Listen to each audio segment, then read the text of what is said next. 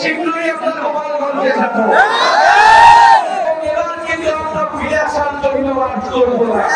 কিন্তু বন্ধুগণ, আমরা সেই জুলাই গণঅভ্যুত্থান থেকে আজকে পর্যন্ত বলে এসেছি আমাদের পথ হলো সত্যতা, আমাদের কর্মসূচি হলো শান্তিপূর্ণ কর্মসূচি।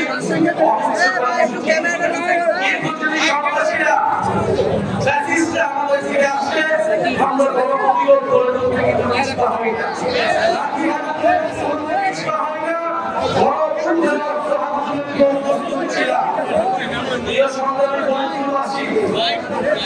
এই মৈত্রী শহীদের মাটিতে শহীদেরা এই মাটিতে শায়িত রয়েছে।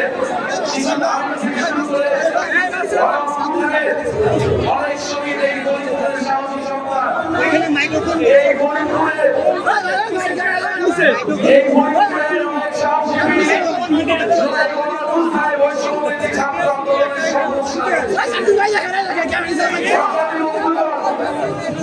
আপনারা জানেন গতকাল গোপালগঞ্জে আমাদের শান্তিপূর্ণ কর্মসূচিতে আক্রমণ চালানো হয়েছে।